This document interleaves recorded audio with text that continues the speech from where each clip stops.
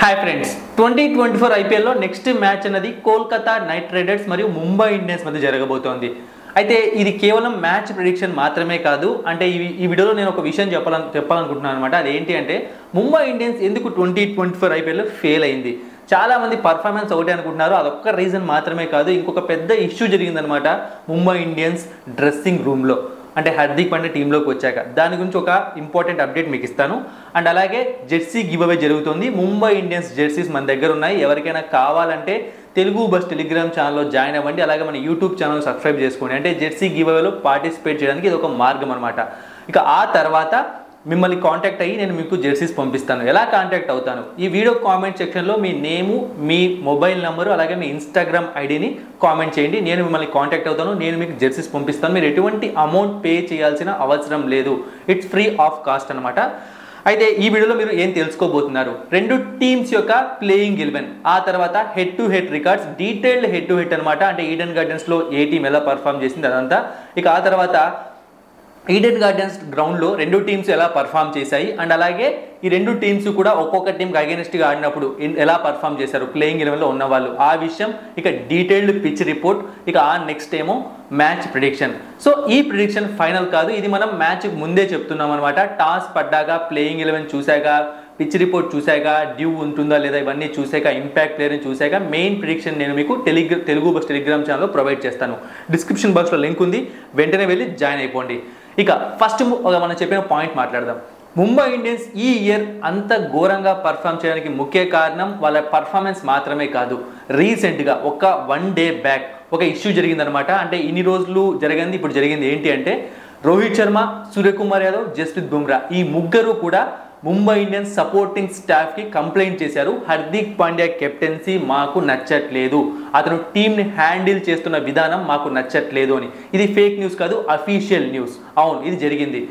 అంటే ఎప్పుడైతే ఒక టీం ఎన్విరాన్మెంట్ బాగా ఉండదో ఆ టీం, ఏ టీం అయినా, అది క్రికెట్ మాత్రమే కాదు, ఫుట్బాల్ అయినా, కబడ్డీ అయినా, ఏదైనా సరే సరిగ్గా పర్ఫామ్ చేయడం చాలా కష్టం అనమాట. ఎందుకంటే యూనిటీ లేనప్పుడు వాళ్ళ డెసిషన్స్ అనేవి వెరైటీగా ఉంటాయి. అండ్ వాళ్ళు ఇష్టం లేనట్టు ఆడుతూ ఉంటారు. ఒక స్పోర్ట్ ఆడుతున్నాము అంటే మనం పూర్తిగా ఇష్టపడి ఆడితేనే రిజల్ట్స్ అనేవి మనకు అనుకూలంగా వస్తాయి. సో ఈ ముగ్గురు సీనియర్ ప్లేయర్స్ చెప్పడం అనేది ఇప్పుడు చాలా హాట్ టాపిక్ అయింది. అంటే హార్దిక్ పాండ్యా కెప్టెన్సీ ఉంటుందా ఉండదా నెక్స్ట్ ఇయర్కి, అండ్ అలాగే రోహిత్ శర్మ టీంలో ఉంటాడా, ఇవన్నీ చాలా న్యూస్లు బయటకు వస్తున్నాయి. ఐపీఎల్ అయిపోయే టైంకి మనకు ఒక క్లారిటీ వస్తుందన్నమాట. ఆ విషయం గురించి తర్వాత మాట్లాడదాం. ఇదనమాట మెయిన్ రీజన్ నన్ను అడిగితే. పర్ఫార్మెన్స్ కాదు, ఇదే మెయిన్ రీజన్ వల్ల ముంబై ఇండియన్స్ ఆడలేదేమో నాకు అనిపిస్తోంది. ఇక ఈ మ్యాచ్ విషయానికి వచ్చాము అంటే ఈ మ్యాచ్ కోల్కతా ఒకవేళ గెలిచింది అనుకోండి, అఫీషియల్గా ప్లేఆఫ్స్లోకి వెళ్ళిపోతారు. ఆల్రెడీ 16 పాయింట్స్ ఉన్నాయి, ఇంకా కొన్ని మ్యాచ్లు ఉన్నాయి. వాళ్ళు ఒక మ్యాచ్ గెలిచినా సరే ఈజీగా వెళ్ళిపోతారు, అంటే అఫీషియల్గా వెళ్ళిపోతారు. ముంబై ఇండియన్స్ గెలిచినా ఓడిపోయినా వాళ్ళకి వచ్చే నష్టం ఏమీ లేదనమాట. ఎందుకంటే వాళ్ళు ప్లేఆఫ్స్ రేస్ నుంచి బయటకు వెళ్ళిపోయారు, ఎలిమినేట్ అయిపోయారు ఆల్రెడీ. ఇక ఈ రెండు టీమ్స్ ఎటువంటి ప్లేయింగ్ 11తో వస్తాయి. ఫస్ట్ కేకేఆర్ టీం చూసాము అంటే వాళ్ళైతే ఏ చేంజెస్ చేసుకొని రారు. బట్ నితీష్ రాణా ఫిట్గా ఉన్నాడు అని చెప్పి న్యూస్ ఒక 3-4 మ్యాచెస్గా వస్తున్న అతను ప్లేయింగ్ 11లోకి రావట్లేదు. మేబీ ఈ మ్యాచ్లో అతను వచ్చే ఛాన్స్ మాత్రమే ఉంటుంది. అంటే ఖచ్చితంగా వస్తాడని చెప్పట్లేదు, వచ్చే ఛాన్స్ అంతే.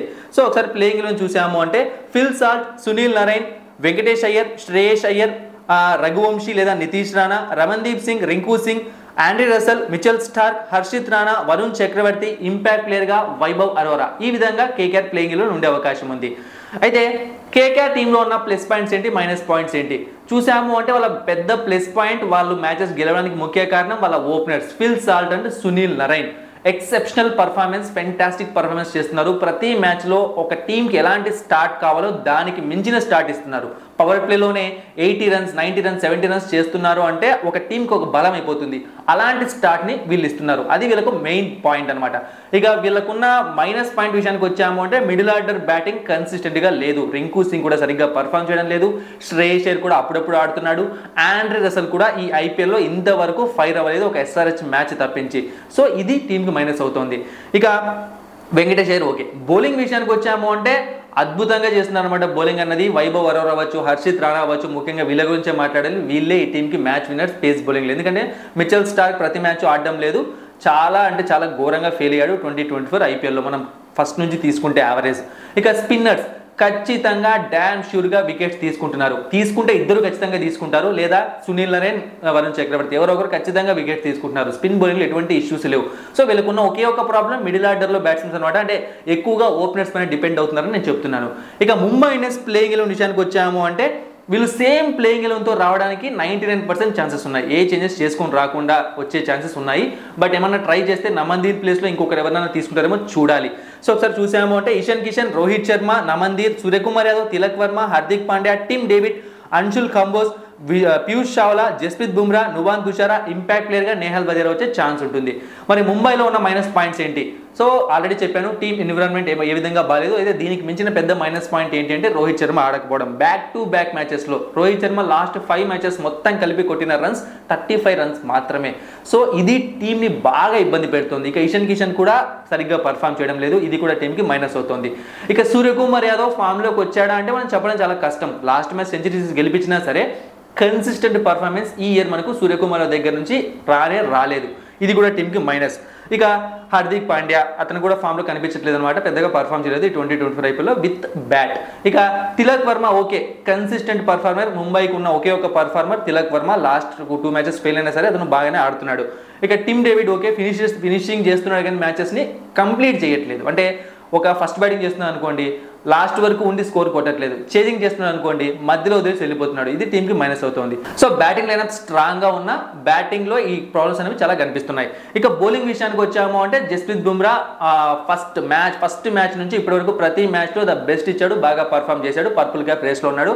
ఇక లాస్ట్ మ్యాచ్ వచ్చిన అంశుల్ కంబోజ్ అద్భుతంగా బౌలింగ్ చేశాడు అనమాట. అంటే కొంచెం ఎక్స్పెన్సివ్ అయ్యాడు. ఆ ఎక్స్పెన్సివ్ అవ్వడానికి కారణం ఏంటి అంటే ట్రావిస్ హెడ్ని సరిగ్గా అంటే అవుట్ చేసి నో బాల్ అవ్వడము, సో క్యాచెస్ మిస్ అవ్వడం, ఇలాంటి జరగడం వల్ల అతను ఎక్స్పెన్సివ్ అయ్యాడు. కానీ అద్భుతంగా పేస్ని యూజ్ చేసుకుంటే అతను ఫ్యూచర్లో బాగా మంచి స్టార్ అయ్యే అవకాశం ఉంది. అండ్ ఈ మ్యాచ్లో బాగా పర్ఫామ్ చేస్తారేమో అనిపిస్తుంది. ఇక స్పిన్ బౌలింగ్ వచ్చామంటే వీళ్ళు కన్సిస్టెంట్గా ఇద్దరు స్పిన్నర్స్ని పెద్దగా వాడట్లేదు. కొన్ని మ్యాచ్లు పీయూష్ చావ్లా అండ్ నవీన్ వాడారు, బట్ ఇప్పుడు నవీన్ పక్కన కూర్చోబెట్టేశారు. పీయూష్ చావ్లా పైన డిపెండ్ అవుతున్నారు. ఓకే, అతనైతే తను ఏం చేయాలో తను చేస్తున్నాడు, బాల్తో వికెట్స్ తీసుకుంటున్నాడు మ్యాక్సిమం నెంబర్ ఆఫ్ టైమ్స్లో. ఇక నువాన్ తుషార్ దగ్గర నుంచి కన్సిస్టెన్సీ అవసరం అనమాట. ఆ ఎక్స్పెన్సివ్ అన్నది అవ్వకుండా బాగా బౌలింగ్ చేస్తే టీంకి ప్లస్ అవుతుంది. సో చెప్పుకుంటూ పోయామంటే ముంబై ఇండియన్స్లో మనకి ఎక్కువ మైనస్లే కనిపిస్తున్నాయి. ఈవెన్ లాస్ట్ మ్యాచ్ వాళ్ళు గెలిచి వస్తున్నా సరే ఈ విధంగా ఉంది ముంబై ఇండియన్స్ టీం. ఇక హెడ్ టు హెడ్ ఫైట్ చూసామంటే మనకు తెలుసు కేకేఆర్ పైన ముంబైకు చాలా మంచి రికార్డు ఉంది. బట్ మీరు గమనించాల్సింది ఏంటంటే లాస్ట్ 2-3 సీజన్స్గా కేకేఆర్ గట్టి కంబ్యాక్ ఇస్తుంది ముంబై పైన. ఈవెన్ ఈ సీజన్లో ఆల్రెడీ ఒక మ్యాచ్ గెలిచింది. ఆ రోజు మ్యాచ్ ముంబై ఇండియన్సే గెలవాలి, ఎందుకంటే కేకేఆర్ తక్కువ రన్లకు అవుట్ అయింది. ఆ రోజు ఓపెనర్స్ అందరూ ఫెయిల్ అయ్యారు. కానీ కూడా ఆ రన్స్ని కూడా వాళ్ళు కాపాడుకోలేకపోయారు. వాంకేడే స్టేడియంలో ఓడిపోయారు అనమాట, కొట్టలేకపోయారు, స్కోర్ని చేసి చేయలేకపోయారు. సో ఒకసారి చూసాము అంటే టోటల్గా 33 మ్యాచెస్ జరిగితే KKR 10 matches, Mumbai Indians 23 matches. ఇక ఈడెన్ గార్డెన్స్లో కేకేఆర్కి అండ్ ముంబై ఇండియన్స్కి మధ్య 10 మ్యాచెస్ జరిగితే కేకేఆర్ 2 సార్లు మాత్రమే గెలిచింది, ముంబై 10 మ్యాచెస్లో గెలిచింది. బట్ మీరు చూడాల్సింది చెప్పాను కదా, లాస్ట్ 10 మ్యాచెస్ చూసుకున్నాము అంటే తగ్గుతూ వస్తుంది ముంబై డామినేషన్. 5 వాళ్ళు గెలిచారు, 5 వీళ్ళు గెలిచారు. ఇది ఇక్కడ కేకేఆర్కి బాగా ప్లస్ పాయింట్ అవుతుంది. ఇక 2024లో ఆల్రెడీ మెన్షన్ చేశాను, 169 కొట్టింది కేకేఆర్. ఆ తర్వాత ముంబై 145కి ఆల్అౌట్ అయిపోయింది. ఇది పరిస్థితి. మరి కేకేఆర్ ప్లేయర్స్ ఎలా పర్ఫామ్ చేశారు అట్ ఈడెన్ గార్డెన్స్ చూసాము అంటే Phil Salt 6 innings 344 runs, Sunil Narine 58 innings 559 runs 70 wickets, Raghuvanshi 3 innings 40 runs, Venkatesh Iyer 12 innings 232 runs, Shreyas Iyer 11 innings 257 runs, Ramandeep Singh 4 innings 66 runs, Rinku Singh 16 innings 339 runs, Andre Russell 40 innings 393 runs 37 wickets, Mitchell Starc 6 innings 6 wickets, Vaibhav Arora 5 innings 6 wickets, Varun Chakravarthy 14 innings 19 wickets, Harshit Rana 10 innings 13 wickets. ఈ విధంగా ఉంది KKR team playing ఎలెవన్లో ఉన్న వాళ్ళు against Mumbai Indians ఎలా perform చేశారు. So Phil Salt ఒక innings మాత్రమే ఆడాడు 5 runs, Sunil Naren 22 innings 51 runs 25 wickets, Raghuvanshi అనమాట 1 inning ఆడాడు 13 runs, Venkatesh Iyer 5 innings 320 runs 83.3 average. Even last మ్యాచ్లో కూడా వెంకటేష్ అయ్యర్ పర్ఫామ్ చేశాడు. Shreyas Iyer 17 innings 381 runs, Ramandeep Singh 1 inning 2 runs, Rinku Singh 5 innings 59 runs, Andre Russell 17 innings 231 runs 15 wickets, Mitchell Starc 4 innings 7 wickets, Vaibhav Arora 2 innings 1 wicket, Varun Chakravarthy 7 innings 7 wickets, Harshit Rana ఎప్పుడు ఆడలేదు. So ఇక్కడ చూసాము అంటే ఒకటి మనం గుర్తుపెట్టుకోవాలన్నమాట, ఈడెన్ గార్డెన్స్లో మ్యాచ్ జరుగుతోంది. ఫిల్ సాల్ట్కి ఇక్కడ అంటే ఇక్కడ ఆడాడు అంటే ఒక బీస్ట్ మోడ్లోకి వెళ్ళిపోతున్నాడు, అద్భుతంగా పర్ఫామ్ చేస్తున్నాడు. ఇక అదే టైంలో వెంకటేష్ అయ్యర్ ముంబై ఇండియన్స్ పైన చాలా మంచి రికార్డ్ని కంటిన్యూ చేస్తున్నాడు. సో ఈ ఇద్దరు ఈరోజు మ్యాచ్లో ఇంపార్టెంట్ అయ్యే అవకాశం ఉంది. అంటే అంటే ప్రతి మ్యాచ్లో బాగా పర్ఫామ్ చేసే ప్లేయర్స్ ముంబై ఇండియన్కి అగెన్స్ట్గా ఈరోజు కూడా పర్ఫామ్ చేశారంటే మంచి రన్స్ వచ్చే ఛాన్స్ ఉంటుంది. ఇక ఆండ్రే రసెల్ కూడా నాకు ఎందుకు ఈరోజు మ్యాచ్లో బాగా ఆడతాడు అనిపిస్తుంది విత్ బ్యాట్ అనమాట. ఖచ్చితంగా ఒక మంచి ఇన్నింగ్స్ చూస్తామేమో అనిపిస్తోంది. సో చూద్దాం ఏం జరుగుతుందో. ఇక ముంబై ఇండియన్స్ టీం ఈడెన్ గార్డెన్స్లో ఎలా పర్ఫామ్ చేసింది. Rohit Sharma 14 innings 517 runs, Ishan Kishan 2 innings 66 runs, Naman Dhir ఎప్పుడు ఆడలేదు, సూర్యకుమార్ యాదవ్ 18 innings 244 రన్స్, తిలక్ వర్మ ఎప్పుడు ఆడలేదు, నేహల్ వదేర్ ఎప్పుడు ఆడలేదు, Hardik Pandya 7 innings 186 runs 7 wickets, Tim David ఎప్పుడు ఆడలేదు, అంశుల్ కంబోజ్ ఎప్పుడు ఆడలేదు, Piyush Chawla 36 innings 122 runs 42 wickets, Jasprit Bumrah 5 innings 2 wickets, Nuwan Thushara ఎప్పుడు ఆడలేదు. ఇక ముంబై ఇండియన్స్ ప్లేయింగ్ 11లో ఉన్న వాళ్ళు అగేన్స్ట్ కేకేఆర్ ఎలా పర్ఫామ్ చేశారు. So Rohit Sharma 32 innings 1051 runs average 43.3, Ishan Kishan 8 innings 217 runs, Naman Dhir ఒక ఇన్నింగ్ ఆడాడు 11 runs 1 wicket, Suryakumar Yadav 11 innings 436 runs 47 average, Tilak Varma 4 innings 78 runs, Nehal Wadhera 2 innings 12 runs, Hardik Pandya 13 innings 393 runs 13 wickets, Tim David 3 innings 61 runs, Anshul Kamboj ఎప్పుడు ఆడలేదు, Piyush Chawla 13 innings 12 wickets, Jasprit Bumrah 17 innings 23 wickets, Nuwan Tushara ఒక్క ఇన్నింగ్ 3 వికెట్స్. ఇక మనం Mumbai team విషయానికి వచ్చాము అంటే నాకు ఎందుకో ఈరోజు రోహిత్ శర్మ దగ్గర నుంచి ఒక మంచి నాక్ అంటే సెంచరీలు 70 80 చెప్పట్లేదు, ఇంతకు ముందు పోలిస్తే బెటర్ నాకు అనమాట. కనీసం ఒక హాఫ్ సెంచరీ 40 ఈ విధంగా నాకు వస్తుందేమో అనిపిస్తుంది. ఇక నెక్స్ట్ సూర్యకుమార్ యాదవ్ ఆడాల్సిన అవసరం చాలా ఉంది. ఇక తిలక్ వర్మ దగ్గర నుంచి నాకు వస్తుంది కానీ అది విన్నింగ్ నాకు అవుతుందా లేదన్నది చూడాలి. ఇక నెక్స్ట్ బౌలింగ్ విషయానికి వచ్చాము అంటే ఖచ్చితంగా పీయూష్ చావ్లా దగ్గర నుంచి అలాగే బుమ్రా దగ్గర నుంచి అంటే ఇద్దరు కన్సిస్టెంట్గా పర్ఫామ్ చేస్తున్నారు కాబట్టి చెప్పడం పెద్ద కష్టం కాదు అనుకోవచ్చు మీరు. బట్ ఈరోజు ఇంకా బాగా పర్ఫామ్ చేస్తారు అనిపిస్తోంది. ఇక ఈడెన్ గార్డెన్స్ పిచ్ రిపోర్ట్ విషయానికి వచ్చాము అంటే బేసిక్గా ఈడెన్ గార్డెన్స్ పిచ్ రిపోర్ట్ ఎప్పుడు కూడా బ్యాటింగ్ అనుకూలిస్తుంది. ఈ ఇయర్ కూడా బ్యాటింగ్ అనుకూలిస్తుంది, చాలా మంచి రన్స్ వస్తున్నాయి. లాస్ట్ మ్యాచ్ మాత్రం చూసాము అంటే కొన్ని తక్కువ రన్స్ వచ్చాయి, బట్ ఆ రోజు కూడా కోల్కతా గెలిచింది. సో ఇది పరిస్థితి. ఇక ఈ పిచ్ ఎవరికి ఫేవర్ చేస్తుంది. సో ఖచ్చితంగా ఈ పిచ్ స్పిన్ బౌలర్స్కి బాగా ఫేవర్ చేస్తుంది, ఎప్పటి నుంచో అది జరుగుతూ వస్తుంది. అందుకే కేకేఆర్ టీంలో కూడా ఎక్కువ మంది మంచి స్పిన్నర్స్ ఉంటారు. అంటే ఇక్కడ మనం చూసుకున్నాము అంటే స్పిన్కి ఫేవర్ చేస్తున్నా సరే మిగతా టీమ్స్ ఇక్కడ పెద్దగా వికెట్స్ తీసుకోవట్లేదు. కానీ కేకేఆర్ టీం ఎప్పుడు ఆడినా సరే వరుణ్ చక్రవర్తి, సునీల్ నారాయణ ఈ పిచ్ పైన వికెట్స్ తీసుకుంటూనే ఉన్నారు టీం కోసం. అది ఇక్కడ ప్లస్ పాయింట్ అవుతుంది అనమాట కేకేఆర్ టీంకి. ఇక పేస్ బౌలింగ్కి సపోర్ట్ చేయాలంటే ఖచ్చితంగా స్టార్టింగ్ ఇనీషియల్ ఓవర్ సపోర్ట్ చేసి తీరుతుంది. ఇక డ్యూ అన్నది 99.9% ఉంటుంది సెకండ్ ఇన్నింగ్స్లో. మరీ ముఖ్యంగా ఒకవేళ టైం బాగాలేకుంటే ఫస్ట్ ఇన్నింగ్స్లో కూడా స్టార్ట్ అవ్వచ్చు. డ్యూ ఫ్యాక్టర్ అనేది ఖచ్చితంగా ఇబ్బంది పెడుతుంది ఏ కెప్టెన్ అయినా ఈ గ్రౌండ్లో. ఇక లాస్ట్ 10 మ్యాచెస్ చూసాము అంటే ఇక్కడ పేసర్స్కి 67 వికెట్స్, స్పిన్నర్స్కి 44 వికెట్స్. మీరు అనొచ్చు మరి స్పిన్నర్స్కి తక్కువ వికెట్స్ పడ్డాయి కదా అని చెప్పి. ప్రతి మ్యాచ్లో కూడా స్పిన్నర్స్ తక్కువ ఉంటారు, పేసర్స్ ఎక్కువ ఉంటారు అనమాట. అందుకే ఇక్కడ బట్ చూసారంటే ఒక్కొక్క టీంలో మ్యాక్సిమం 2 స్పిన్నర్స్ అంతే. సో వాళ్ళతో కూడా 44 వికెట్స్ పడ్డాయంటే స్పిన్కి అనుకూలిస్తుందని చెప్పి నేను చెప్తున్నాను. ఇక టోటల్ మ్యాచెస్ చూసామంటే ఇక్కడ 92 జరిగితే ఫస్ట్ టైం బ్యాటింగ్ చేసిన టీం ఇక్కడ 38 టైమ్స్ గెలిస్తే సెకండ్ టైం బ్యాటింగ్ చేసిన టీం 54 టైమ్స్ గెలిచింది. సో చేసింగ్ రికార్డ్ ఇక్కడ అద్భుతంగా ఉంటుంది. దానికి కారణం చెప్పాను కదా, డ్యూ ఉండడం వల్ల చాలా ఇబ్బంది పడతారనమాట సెకండ్ టైం బౌలింగ్ చేసేవాళ్ళు. బ్యాటింగ్ చేసే వాళ్ళకి చాలా ఈజీ అయిపోతుంది. ఇక ఇక్కడ average first inning score 175, average second inning score 155. But ఈ ఇయర్ తీసుకున్నామంటే అది ఈజీగా 190 200 టచ్ అవుతుంది average first inning score. Second inning score కూడా 180 190 దాకా టచ్ అవుతుంది. ఇదనమాట పరిస్థితి.